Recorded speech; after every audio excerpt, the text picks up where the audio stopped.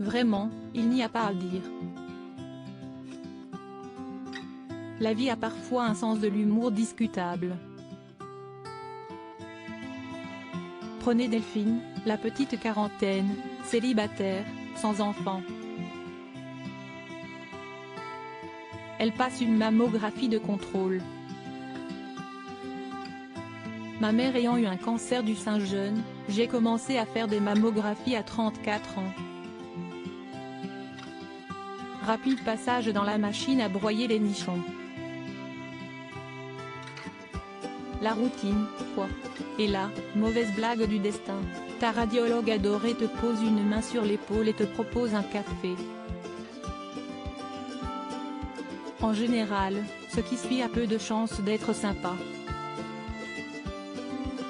Ça sent la mauvaise nouvelle, ça tombe bien, c'en est une. Du genre uppercut dans l'estomac.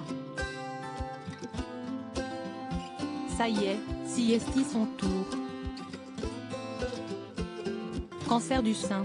Une vilaine bête qui nécessite une opération. Traitement lourd. Même pas peur. Le courage de la malade est à l'avenant. Mais il n'y a pas de justice immanente, sinon ça se saurait. 10 mois plus tard, siesti l'hystérectomie. Puis la récidive du cancer du sein. L'ablation inévitable. Je vous jure que j'ai toujours eu les cheveux rasés. Sinon, je signe le prêt, l'espoir d'avoir un jour des enfants envolés. Et la féminité en miettes. De tout ça, quelqu'un d'autre en aurait fait un drame, un mélo bien larmoyant. Il y aurait de quoi, franchement. Apparemment, ce n'est pas trop le genre de la maison Happy. Rédactrice en chef du magazine Biba, la jolie blonde réussit l'exploit de faire rire, mais pas que, en chroniquant son expérience du cancer, sans détour, dans un petit livre qui vient de paraître.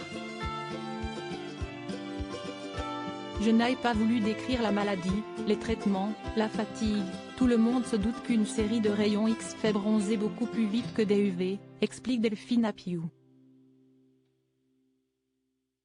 J'ai préféré évoquer les à-côtés, les incidences du cancer sur la vie quotidienne. Comment en parler à sa famille, papa, maman, devinette, qu'ouest ce qui est rond et qui ne grossit que dans un seul sein. Allez, je vous aide, ça commence par tuer, ça finit par meurtre. Comment le cacher à son banquier, je vous jure que j'ai toujours eu les cheveux rasés et le teint jaune. Sinon, je signe pour le prêt, les réactions les plus loufoques des copains, fais voir ton nichon.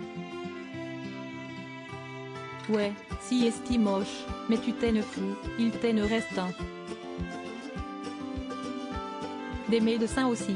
Et surtout, comment une quadragénaire, célibataire sans enfant, qui se prend une mammectomie et une hystérectomie sur le coin de la tête, enfin, façon de parler, parce que siesti plus bas que ça se passe, peut encore croire en l'amour, espérer rencontrer un homme et oser se montrer nu devant lui? Est-ce qu'on est encore techniquement une femme quand on a plus de seins et d'utérus? Reprendre le cours de sa vie, sans ressasser en boucle ses souffrances ni sombrer dans le déni car, non, le corps ne sera plus jamais le même. La ligne est étroite, je vous l'accorde, être à l'aise avec l'idée de séduire un homme m'a pris des années et, une fois que ça a été bon, hop, une mammectomie et tout est à recommencer. Est-ce qu'on est encore techniquement une femme quand on a plus de seins et d'utérus? Siesti la grande question à laquelle m'a confronté le cancer.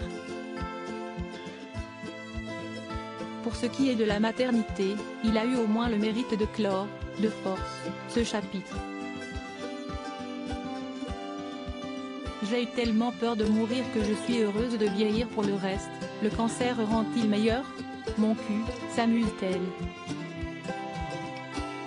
Il n'a fait qu'exacerber mon caractère. J'avais déjà du mal avec les mous, les fatigués de nature qui s'écroulent au premier rhume. Un cancer plus tard, j'avoue que j'ai carrément du mal à ne pas exploser. Mais, oui, j'ai appris à savourer. J'ai eu tellement peur de mourir que je suis heureuse de vieillir. Si je vieillis, si esti que je suis en vie. Si on m'avait dit que, malgré tout ça, je trouverais la vie belle, que je me trouverais belle, je ne l'aurais jamais cru.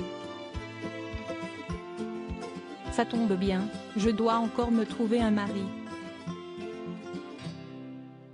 Avant j'avais 2 seins, de Delphine Appiou, édition Robert Laffont. À propos de l'auteur Geoffroy des derniers articles SX petit ami d'Amanda Knox victime de persécution.